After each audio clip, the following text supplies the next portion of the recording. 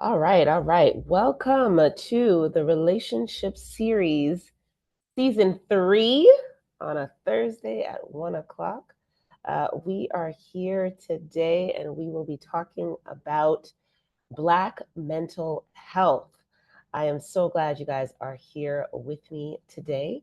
Um, this is a series where we have transformational conversations about how to revolutionize our relationships. And as we revolutionize our relationships, we endeavor to do the work, to heal for real, and to sow what we want to grow. So I am Genevieve. I'm a speaker, I'm a therapist, I'm a coach, I'm all the things. And I like to tell folks I am not an expert in any way, shape, or form. I struggle in relationships just like the rest of us. But I do believe that any time spent talking about relationships and improving our relationships is time well spent. And so we get to do that here on the relationship series.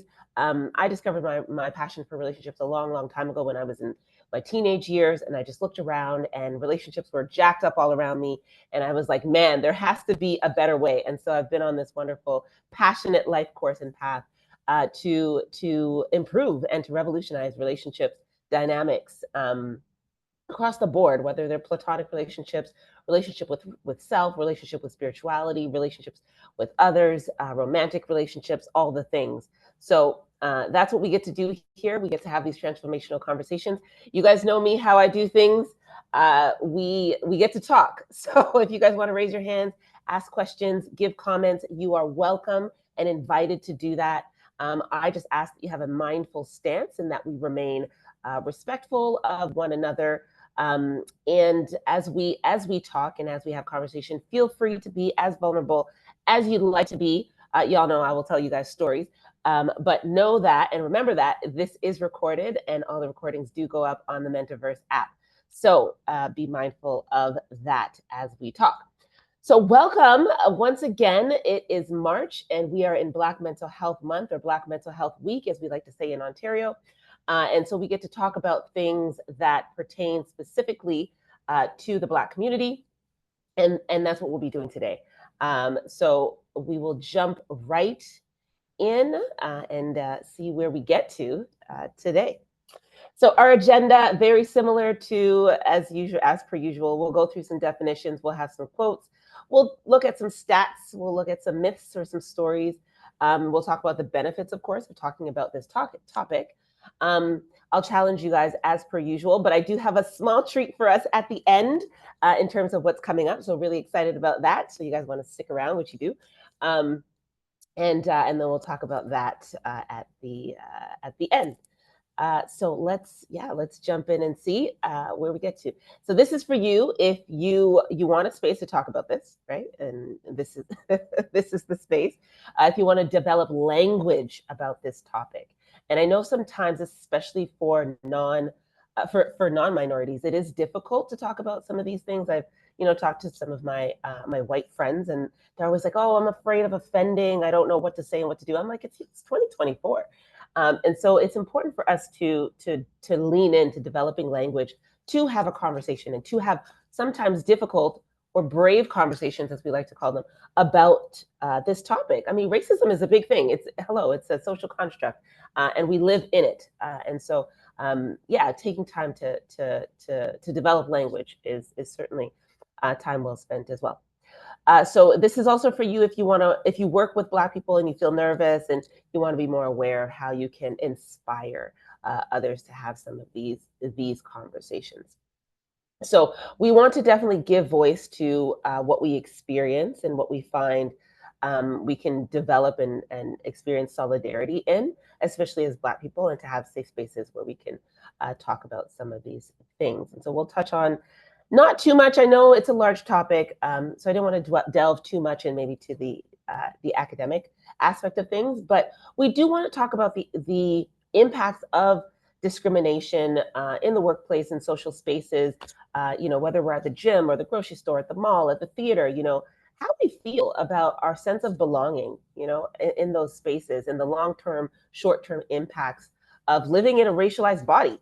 And how that affects our stress levels, certain ailments, long-term and short-term, our levels of fatigue and exhaustion, right? Like we have to deal with messages on a daily basis from our society, and those messages tell us that we don't belong, that we are not enough.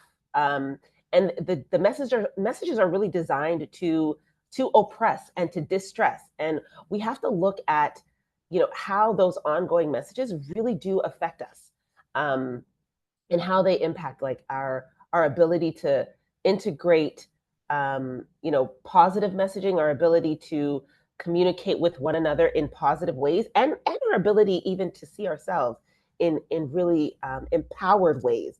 So it's important to talk about these things. Like, yes, there are benefits, and we talk about it all the time. Minorities are more resilient, and they manage mistreatment and injustice better than everybody else because they've been in it for so long, and all the things. But we have to really get down to the nitty gritty and talk about the important aspects of this, especially as it pertains to like long-term lived out experience, and just across the lifespan, right? And our health across the lifespan on all these different levels: emotional, psychological, relational, and so on. Again, I invite you guys into, we'll talk about the definition in a second. I invite you guys in. You guys can throw your comments in the chat. I'd love to know who's in the space today. You want to throw your emails up, please do that. Tell us where you're from, who you are, why this is important to you. And I'll check the chat periodically so that we can all benefit and learn from one another. Okay. So here we're going to go through some definitions. We'll talk about what's Black, what is mental health, what is Black mental health, and what is the Black mental health paradox. So we'll go through a few of those right now. For the purpose of this presentation, Black is going to be considered these things, okay? African, African American, African Canadian, Afro-Caribbean, West Indian. All of these things will be considered Black, okay? And I know that Black is a word, and it is a title that has many implications, many connotations, and can be in some ways offensive or even somewhat marginalizing. And so I want to broaden it for us today. Okay, so this is how we will be talking about it today. So we're going to be inclusive today in terms of what Black means. Okay, so anybody that identifies as Black or anybody that might be identified as Black. Okay, that's what we're going to talk about today in terms of our definition. So what is mental health? A mental health is a person's condition. So I like to say this: mental health is like physical health. Okay, it's what you're experiencing in terms of your level of health. And this is a very basic definition. We're not going to get too deep. A person's condition with regard to their psychological and emotional well-being, the absence of mental disorder, because we know mental disorder or mental illness is different than mental health. And then it is a state in which every individual realizes his or her own potential, can cope with the normal stresses of life, can work productively and fruitfully, and is able to make a contribution to his or her community. Okay, so those are some very basic aspects of what we would find in an individual that has good mental health. Okay, and so somebody who might have good physical health can, their heart rate is good, their cholesterol levels, their blood pressure, those things are good. So the blood pressure or the cholesterol levels, or the ability to jog, run, you're not having a whole bunch of pain in your body or a whole bunch of migraines and so on. That, in terms of the equivalent of mental health, is your capacity, right, to cope with the normal stresses of life, to be productive and fruitful, to be a good contributor in your community. All of these are aspects that will identify and indicate that you have good mental health. Okay. Okay, so Black mental health then. My definition of Black mental health is Black relational health. So Black mental health equals Black relational health. Okay. And I like to look at it as a collective sort of consciousness, because Black mental health has to do with our identity as Black people, and then also all of the things that have to do with mental health itself. Okay, so our capacity to give, to cope, to be fruitful, to follow our dreams, and so on. But because we are a part of a larger collective, a larger identity, we have to recognize how that also impacts and affects our sense of self as we walk through life in these racialized bodies. Okay, so there are health factors that affect us as individuals and health factors that affect us as Black people. Okay, so I hope we get that. I hope we're holding on to that. And I love this equation because how well we are up here, like in our minds, in our mentalities, is reflective of how good we are in here, like in our hearts, and then of course how good we are out there in the world, right? And so our heads impact our hearts, which impacts our relationships, which is why I say Black mental health equals Black relational health, and they can't be separated. I know we like to talk about these sort of um, uh, these sort of compartmentalized pieces of ourselves or parts of ourselves. But in this case, I don't believe, and this is my opinion, and I'd love to hear your opinions as well. But I don't believe they can be separated, right? Because like if we're always mad or we're always paranoid and we're everyone's always out to get us, and we can't make friends, or we can't get along with our family members, or we like nobody likes you, nobody, you don't like anybody, like these things are reflective of a mental health space, like what is going on in your mind, what's going on in your mentality, and then that translates to how you feel and then how you interact in the world, how you show up with other people. And that's important. It's important to recognize the interconnected relationship between these aspects of ourselves, these parts of ourselves, right? And so anyway, that's my opinion, and I'd love to hear what you guys think, about that as well. So the black white mental health paradox, and I thought this was interesting, just to share with us, because it is a prevalent narrative that I find somewhat harmful. I find that it can be somewhat harmful. And so the Black white mental health paradox says Black Americans have lower rates of depression and anxiety than whites, despite greater exposure to stressors known to negatively impact mental health, characterized as the Black white mental health paradox. Okay. So it says basically, Black folks do better, even though they experience worse. Now, I don't know. I don't know. And this is a narrative that I'm hard pressed to believe, because I believe the ways in which we have normalized stigma, especially in the Black community surrounding mental health, perpetuates this idea like we're strong, we can do it, we are averse to the weak white people personal issues, like you know what I mean, like this is the ways of our community, the ways our community is suffering really tells a different story, and I get that, resilience and getting over and through trauma is a big thing, we gain the muscles and all the things, but I think we have separated mental health from the rest of ourselves, and it's been gravely harmful for us, right? Because our mental health is showing. It's like we experience higher levels of, say, obesity, diabetes, high cholesterol, high blood pressure. We live sicker and die sooner, right? And we have lower graduation rates in schools. Less Black folks are graduating from school or even making it to universities. We're in lower paying jobs. We're I look at sort of the bigger picture, and I think to myself, I don't know if that's true, that we are doing better in our mentalities uh, than those who experience less, if that makes sense. So I get that this is sort of like it's sort of like a win. It's supposed to be a win. It's supposed to sound like a win. Like, oh my goodness, Black folks are out here doing so good, even though they face all this adversity every day and so on. Yes, great. But I think that we fail to connect the dots, right? Because our mental health is showing, right? And choosing to explain away or refusing to acknowledge that the connections really between our mental health and how we live and how we do life. I think yeah, I just think it's dangerous to do that. Um, and yeah, so I think that's sort of, and maybe you guys can share your thoughts and your opinions on that as well, because I don't know, it's like, is that true? Is that true? And I personally don't think that's true. Someone's got their hand up or their mic on. Is somebody wanting to say something?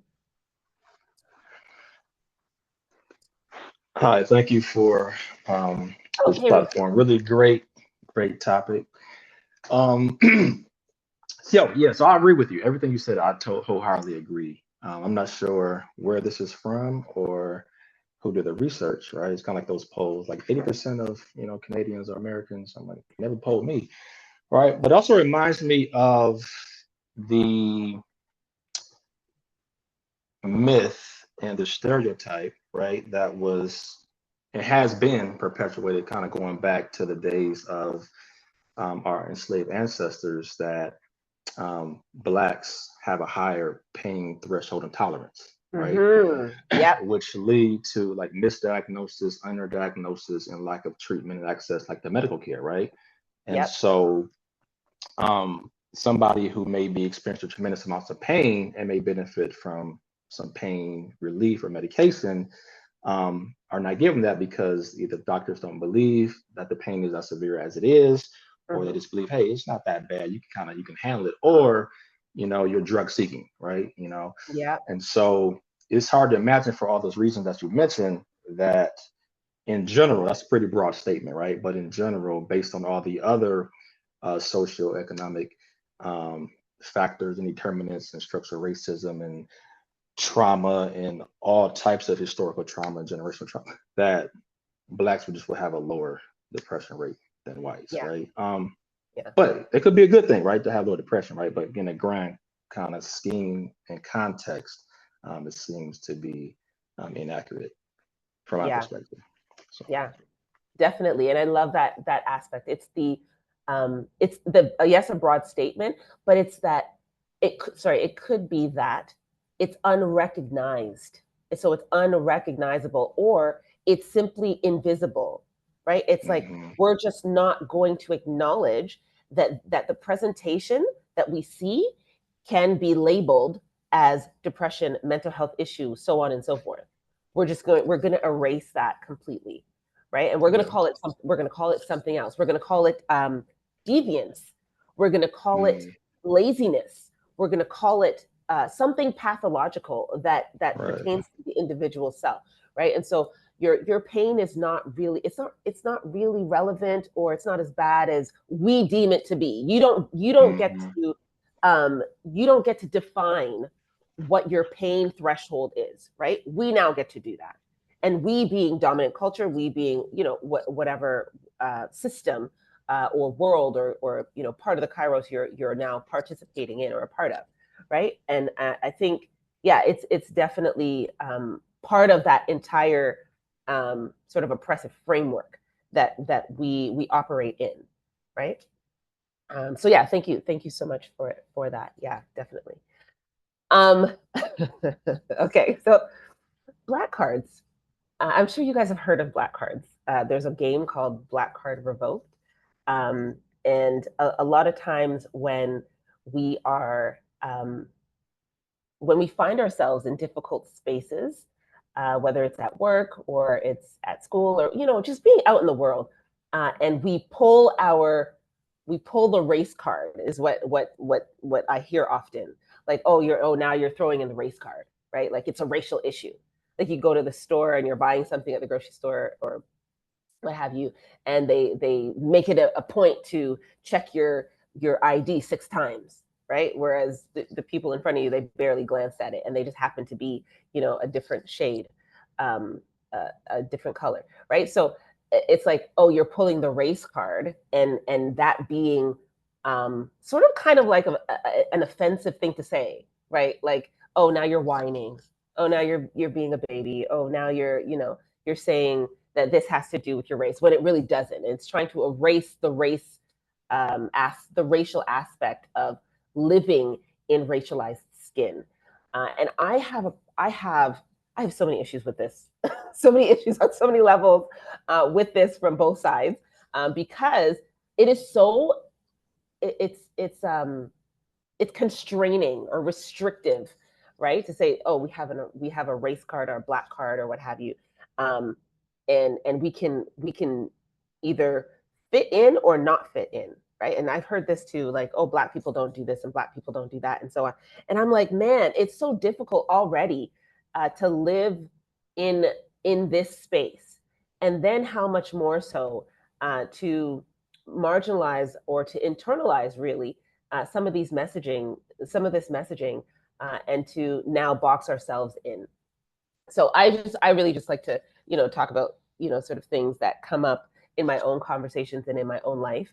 And this actually happened yesterday because I'm out at a conference right now, and obviously multicultural and all the things, but we have great conversations in our groups and whatnot. And I had the chance to be part of it's sort of like a B group, and different people coming together from different spaces, and we were talking, having conversation, and somebody asked a question like, oh, I don't know, I can't even remember what the question is, but we went around the table, and I just happened to be last, and I just happened to be the only black female, and which I sort of find myself, I find that to be the case often.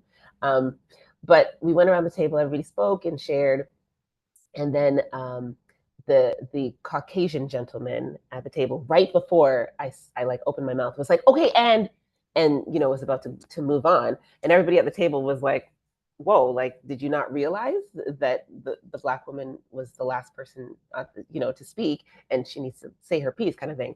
And then I was kind of facetious. This was a little bit rude, but I was like, oh no, it's okay, I'm invisible. And it was really just for me. It was for me because I realized that there's um, this sort of way that we disregard or sometimes dumb down the reality of what's going on in our society, and we're like, oh no, it's okay, don't worry about it. I'm like, no, no, no, no, we're going to call it out, we're going to call it for what it is, because it's a dynamic that's continuous, right? And it just happens so often, and sometimes it's comical, but other times it's very much like, are we still here? Are we still here in 2024? And then looking at how we internalize that. And I mean, at this point, because I get to have these conversations so often, and I did have a great conversation with him afterwards, and he was, in a space where he could hear me out. And of course, I think this environment lends itself to that. But to be able to say the things that are true for us and that are true consistently, and then to talk about how those true things really make us feel, and how those true things really impact and affect what we think on a regular basis, how we go about doing life on a regular basis, and how we accomplish what we call revolutionary relationships. Okay. So yeah, I don't know how you guys feel about black cards, and if you guys have maybe in your lives, done the black card. Oh, black people don't do that and things. I remember I was like, oh guys, we should go skating one year, and my friend was like, black people don't do that, or skiing one year, and they're like, black people don't do that, and I was like, but I'm black and I do that. So I don't know. Quick question. Yeah, yeah, yeah. First of all, that was very revolutionary for you to say what you said about no, that's okay. I mean, it was kind of a joke, but not really, because like, dude, you're really about to skip past me, right? Right. But what was your conversation like with him afterwards? Did he kind of acknowledge, like, what Oh, was his response? Basically, two things. yeah, What was the response to the group based on your comment? Was it like, it's kind of funny? And then what was his response, like the one-on-one after, I yeah. guess, the group? Yeah, yeah, yeah. So at the time, he was very much like, "Oh my goodness, I'm so sorry." Yes, and Okay. speak and speak and speak. Afterwards, though, he actually approached me, and so he was like, "Oh my Mm, goodness, I am so sorry. I apologize." Very apologetic. And then he talked about, just his own, because he understands he's a white male, so his own right. understanding of his privilege and his tendencies, right? So Mm, racism is a real thing. Whether you yeah. want to be racist or you don't want to be racist, you've grown up. We've been reared in a Eurocentric society, and so he acknowledged that, which to his credit, Totally. um, I was like, oh, I was kind of, and he's maybe in his, I don't know, he's kind of younger. So I thought, oh, okay, he has some kind of awareness, to his credit. But he was very apologetic and also acknowledged Mm. what the dynamic meant in that space, right? And so him being able to say, hey, I'm a white guy. Sometimes I don't get it, right? Sometimes I don't have to be aware. And I realize that. I realize that's a part of my lived experience.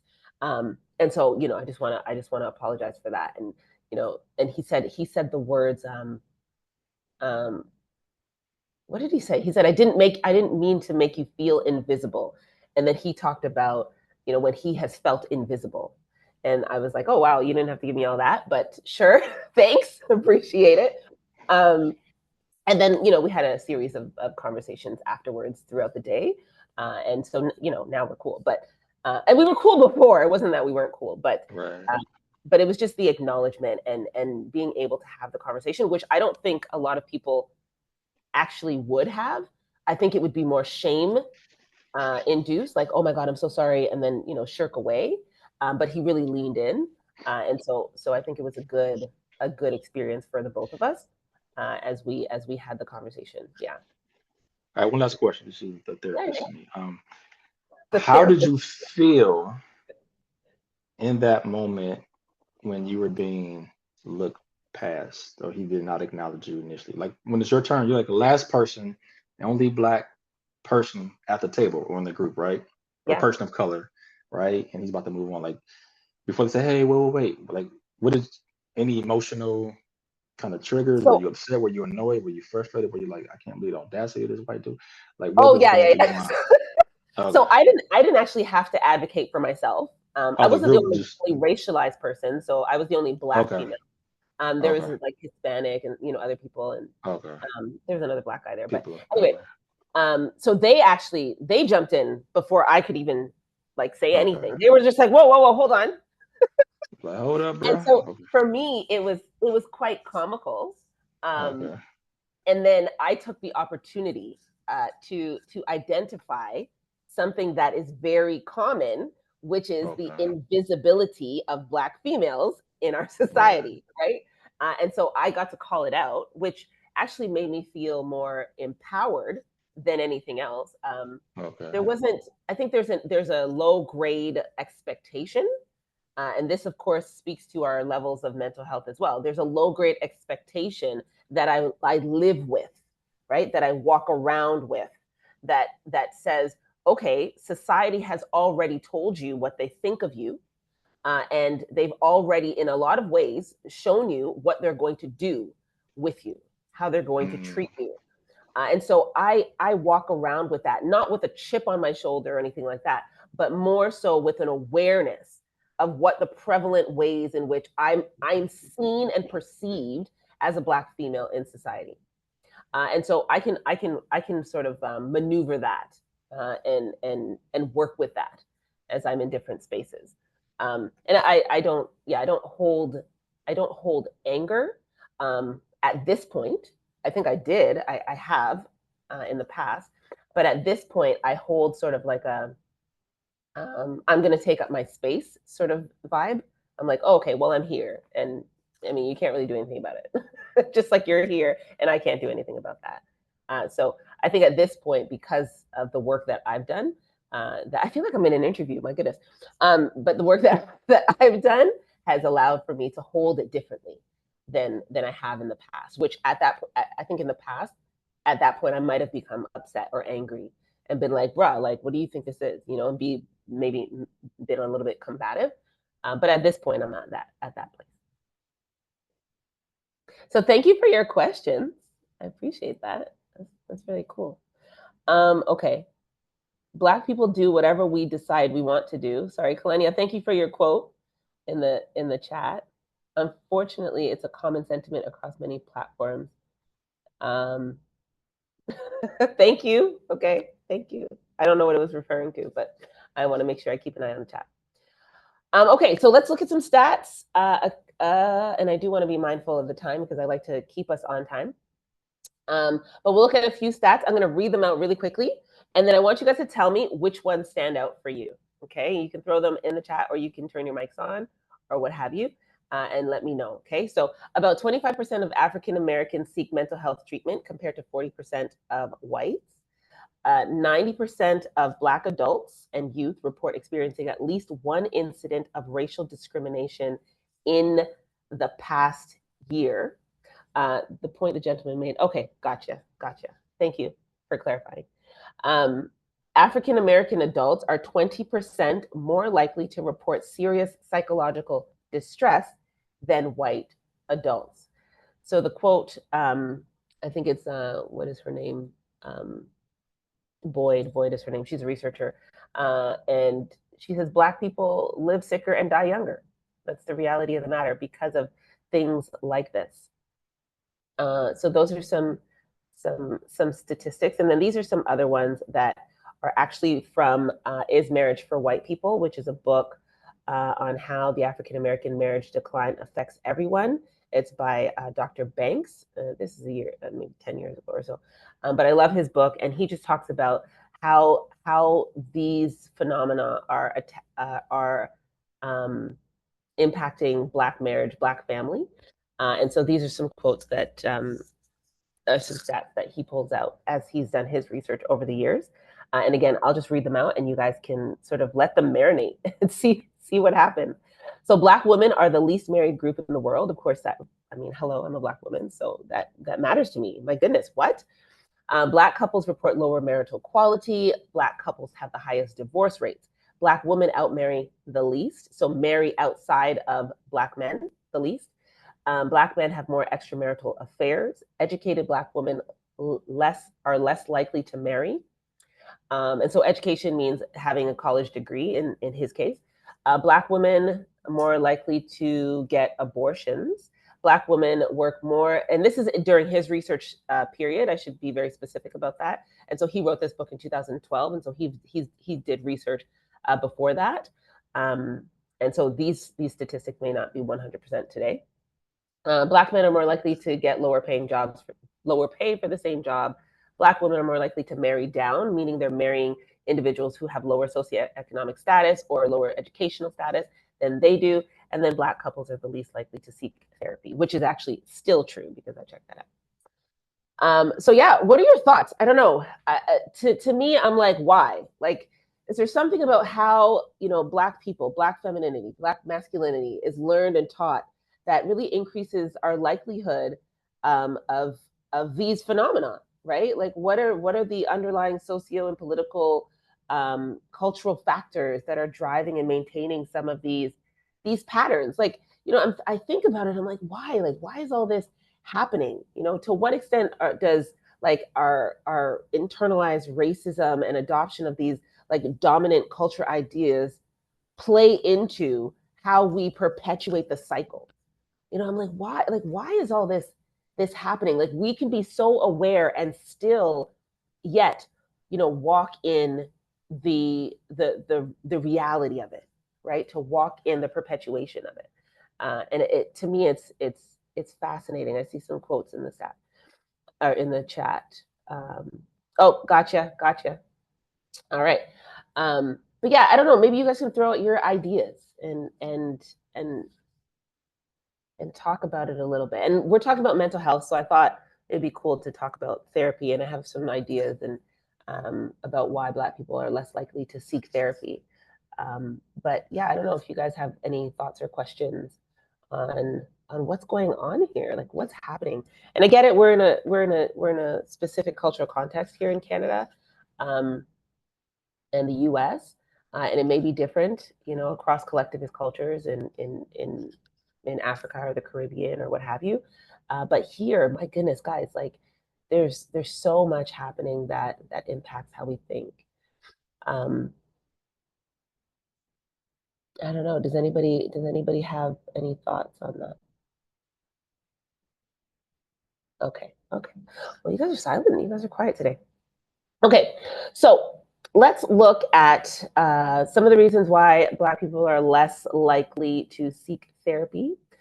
Every living body should have a therapist. Yes, Clinia, I agree. Not because I am a therapist, but because I think therapy is very important for us, every living body. Just like they should have a family doctor. Absolutely. Absolutely. And to normalize that idea within our society, my goodness, how difficult would it be, right? To really dislodge or unlock or disentangle our ideas about mental health from the idea of having somebody to support us in our mental health. And it's funny because we even do it when it comes to physical health. Like so many of us are very distrusting of the healthcare system. You know, I mean, in the US, I think it was Tuskegee. Maybe Ruben can give me more context on that. But there have been like some atrocities, some tragedies, like when it comes to testing on Black bodies and things like that. Like there is a general distrust of some of these, some of these institutions, healthcare institution, law enforcement institution, mental health, like all these institutions in society that have been known to operate and function in unhelpful and harmful ways when it comes to Black bodies, right? So there's a lot of implication there when it comes to, okay, let's lean in. Let's lean in to getting a family doctor, or getting insurance to take care of our health, or getting a mental health professional to walk with us and journey with us, right? So there's a lot that goes into even challenging some of the stigma and the thought processes involved in leaning into getting the help and the supports that we can benefit from. Um, yeah, definitely, we need help to recognize the need for help. Yeah, definitely, that's important. Okay, let's go through a few of them, and then I have a treat for you guys. All right, so we're talking about why. Why is it difficult for us to go to therapy? Prayer is a big thing. Prayer is a big thing. I grew up in a Christian household. It was like pray about it. Jesus will fix it, right? And sometimes we don't realize that yes, we can pray, but we also need to go to the doctor. We also need to get a therapist. we also need to do the work that's required when we get up off our knees, in order to handle the aspects of life that aren't governed by prayer, right? So we have a spiritual self and we have a physical self. We can't just pray food into our bodies or pray nourishment into our bodies. We have to eat food and we have to drink water, right? So if I don't drink water, eventually I will die. I'll dehydrate and die. So I can't just pray water into my body. I gotta drink. Just like I can't just pray mental health into my body, right? I have to go and do. I have to do something. So prayer is a big thing that I think we use as a catch-all and sometimes as an excuse not to do the work that we need to do. The payout is unclear. So we're unclear about the value or the benefit, right? What's in it for me? Like, what is really going to be the result of this leaning into therapy? Oh my goodness, they're going to tell me I'm crazy and whatnot. And then we have to face and address the things that do come up, which of course is I don't know, discouraging at times. It can be. Pray for which therapist you should see. Yeah, that's a great prayer. I love that prayer. Pray for which therapist you should go to, but definitely decide to go to a therapist. Um, so the payout is sometimes unclear. So sometimes that makes us averse to seeking therapy. Pride is a big thing, right? So our social networks are really important to us. Kinship bonds are very important to us as Black people because we essentially come from collectivist nature. So we're very much like family oriented. And so sometimes that like, oh, what will mama and them say? What will auntie and them say? What will my sister say? What will they say? And that can affect our levels of shame, right? Something is wrong with me, and I don't want something to be wrong with me. I'm hiding that. I want to be normal and whatever. So that can hinder us. It takes a village. That can also be a hindrance, right? So we don't want to necessarily go and do it on our own. We want to do it within the context of the greater community. And then pervasive and rigid ideas about change, right? I am fine is a big thing. Like, how are you doing? Oh, I'm fine. And that's like the national, I call it like the national anthem. Like, I'm fine when we're really not, right? And so that can be those can be some reasons why we don't seek therapy. Privacy is a big thing, of course. This is a doctrine I think that we follow as a cultural group. Secrets, no snitching, don't take your business into the street, right? Those are some prevalent narratives. And so, of course, you don't want to go to a therapist and tell them all about your family issues because you're taking your family's laundry and into the streets and all that stuff. So that can be a very big deterrent. Power is a very big determinant as to why we don't seek therapy. Sometimes we don't have the resources, right? So money equals power, time, access to information, all these things. equal a certain level of empowerment. So if we don't have the money, or we don't think we have the time because we're in survival mode and we got to work 2 jobs and all the things, we don't have access to therapy or the therapists that we'd like to see, because maybe there aren't enough, there's not enough representation of Black therapists, right? I remember during COVID, first year of COVID, I always swear this: Black female therapist was probably the #1 trending search on Google. And my practice went up like 800%. It was crazy. But something like that, just knowing, hey, there's a space for it, or there can be a space for it. But sometimes it gets to that place where it's like, unless it's dire, we don't seek it out. And then what do I have there? No information, so not enough information, and then lower socioeconomic status. Of course, all those things can play into why we don't seek therapy. Production, right? Designed by whites for whites, Eurocentric worldview. I don't need therapy. That's for white people. And then it's Black owned. I love that. It's Black owned, or doing Black owned business, supporting Black owned business has been a very trendy thing over the last 3 to 5 years. But then when it comes to therapy, and when it comes to engaging in therapy, sometimes we are averse because we're like, oh, it needs to be, all Black, right? And the lack of trust and suspicion, when we don't feel heard and we don't feel understood. Those are really important factors in the therapeutic space. And sometimes we just don't have the level of confidence to know or to believe that we're going to get that. And sometimes we actually lean in and try, and we don't get that. And so we become discouraged, and we go back in the other direction. So, yeah, those are some important factors. Perception is also another one when it comes to not seeking therapy. I hear some wrestling. Talk to me. Oh, Ruben, hey. Oh, I don't know those. No, go ahead. I want to go back to the previous couple slides before the book. I think the question was, the title of the book is Marriage for White People, something like that, right? Yeah. And all those stats, right? And I was curious as to, I think you mentioned you had some thoughts on some of the whys behind some of these, because those are some very concerning stats,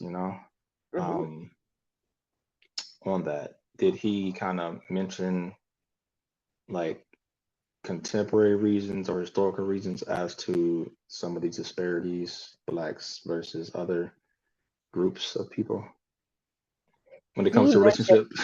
Oh yeah, absolutely, a lot. And you know what? Okay. I'm gonna actually send it to you. So he has oh my gosh, his book is amazing. He has a lot of he's done a lot of research, but he has a lot of ideas Okay. and some very innovative and creative ways to explain, but also to mitigate against some of these ongoing trends. And yeah, so I'll share those. I'll share those with you, because they're a little bit more than the scope of what we're talking about right now. But yeah, I'll definitely share those with you, because they're very, very interesting. We can have a conversation about that. I love it. Okay, so we'll do what? Okay, let me make sure. Okay, I just want to make sure we run through this, and then I get you guys to your end game on time. The last reason why or the last P as to why we don't seek therapy sometimes is perception. So fear, stigma, shame. Therapies for crazy people, therapies for weak people, therapies for white people. Ain't nobody gonna lock me away. Don't embarrass the family. All the things, right, that have to do with how we see things and how we tell ourselves these stories in our head. Our narratives and our framing is very important.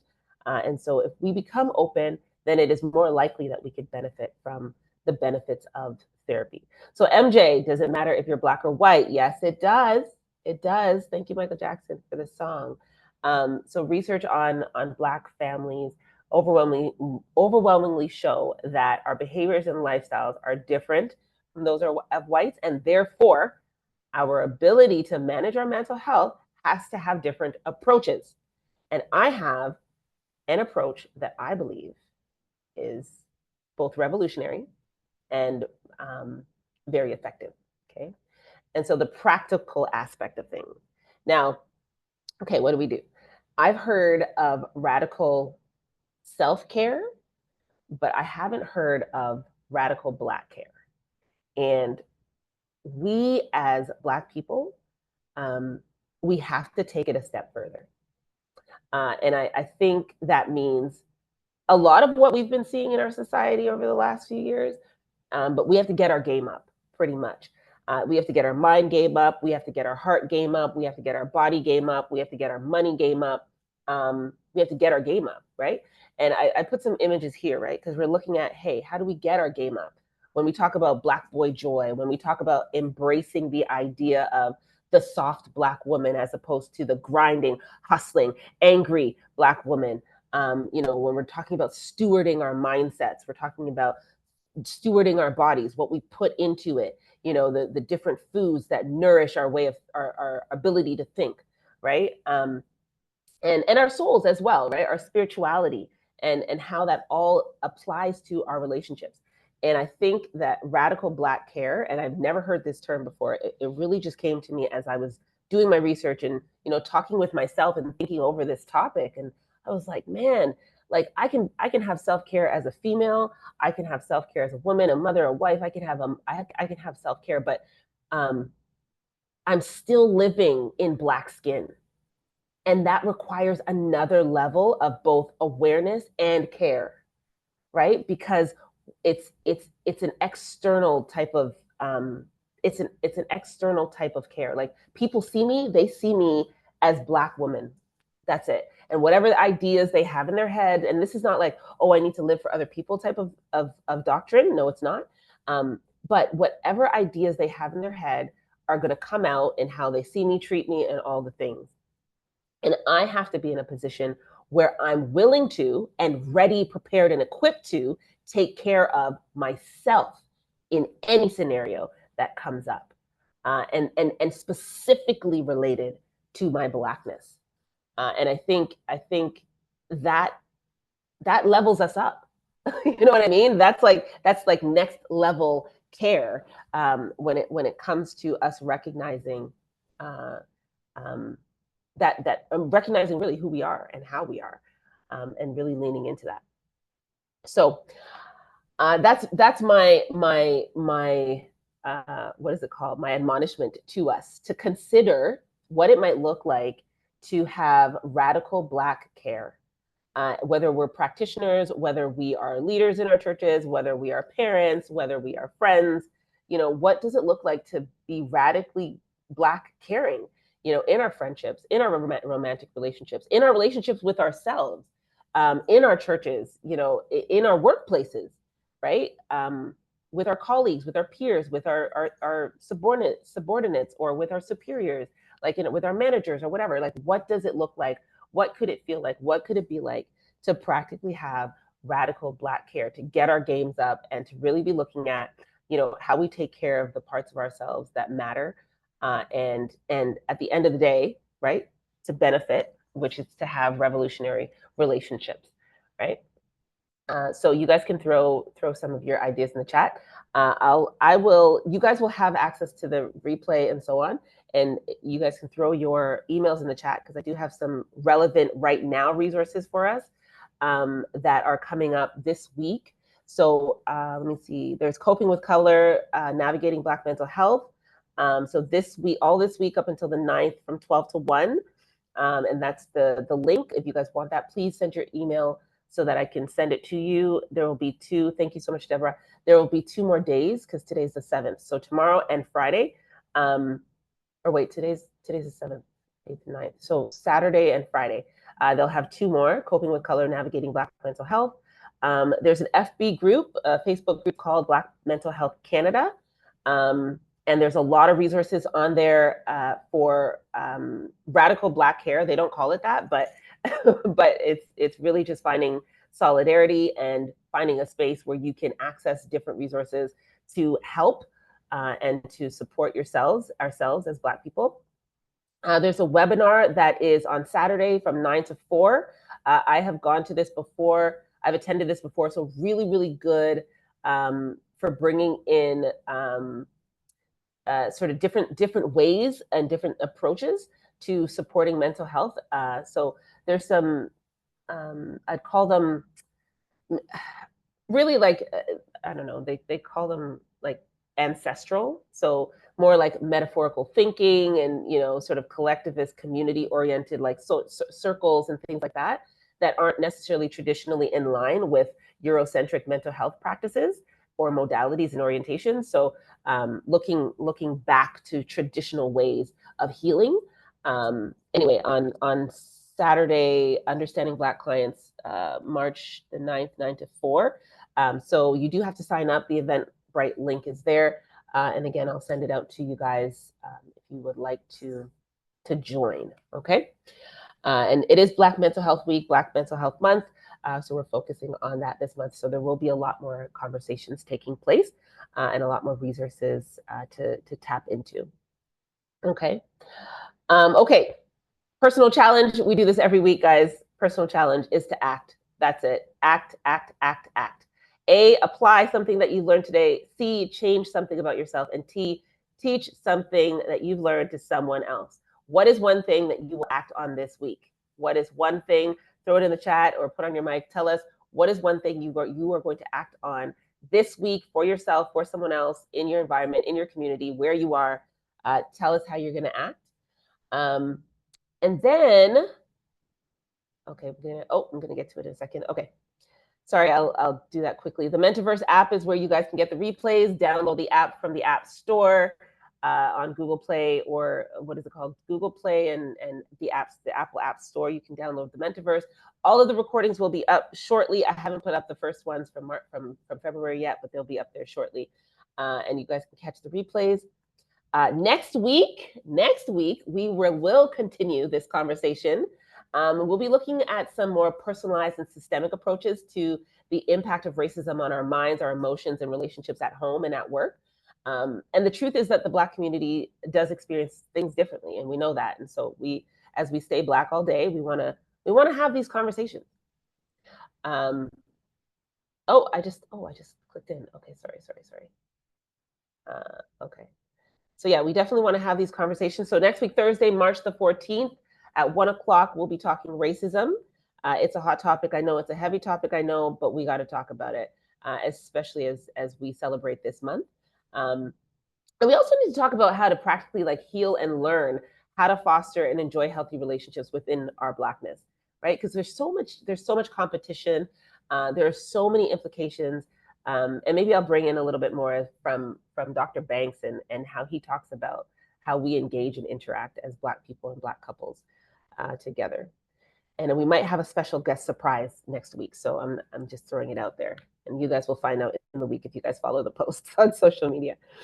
All right, here's my treat to us. So radical Black care sometimes means we need to take a break, okay? We need to check out. And so I'm actually facilitating a retreat in Belize, May 15th to the 18th, 2024. And I haven't really promoted it too much, and there's been a lot of interest and so on.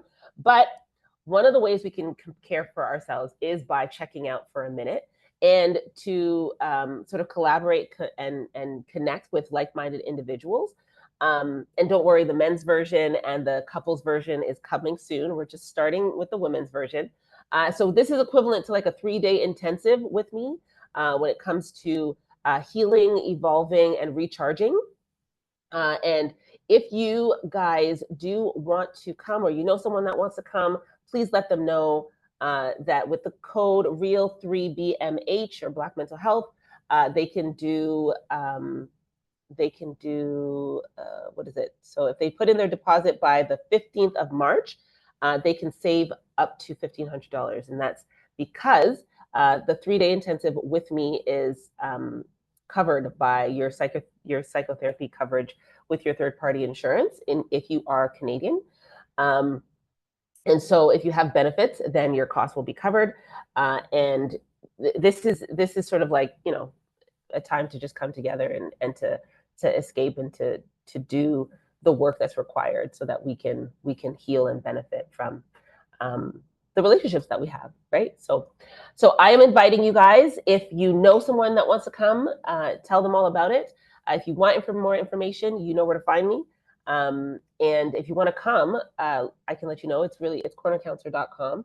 No, it's cornercounselor@gmail.com for the deposits. And again, if you send your email money transfer and you throw Real3BMH into the code, you are eligible for the discount. So that should be really cool. And I invite you guys to come out. It's actually gonna be a great time. It's gonna be a lot of fun, but it also is going to be very, very beneficial for the women that show up. And I think I have 8 or 6 spaces left. So you guys come on out, share it, share it, share it. Tell your wives, tell your girlfriends, tell your mothers, your aunties, tell your sisters, tell your cousins, all the things. And if they could use it, then yeah, help them out for radical black hair. Radical black hair. I'm gonna coin this term, radical black hair. Okay, so that is it for me. We do have 3 to 5 minutes or so left, and I do like to leave more time for questions and feedback. But today, I mean, we have a few minutes, and I'd love to hear from you guys, just in terms of like what you guys are taking away again, and what sort of stands out for you. As we've been talking about this. I'm going to stop sharing here, and just I just want to get a sense from you guys, like what it's like to talk about some of these things. Was anything sort of triggering? Was anything sort of revealing for you? Was anything sort of inspiring for you as we've talked about this topic of Black mental health?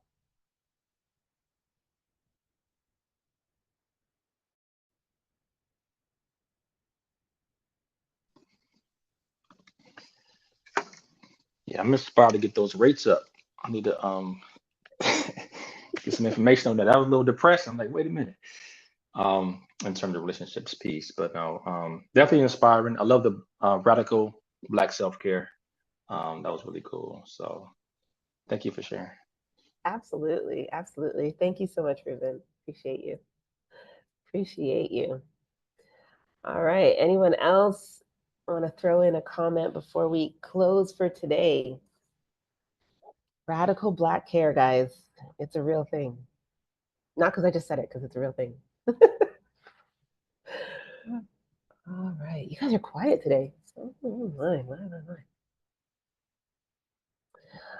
All right. Okay. Well, we are winding down, and I do see 2 minutes left. So I will make the call um, if we don't have any questions or thoughts that we want to share. I'll make the call, and we can close 1 minute early today and go about our lives. But next week, you guys will be talking racism.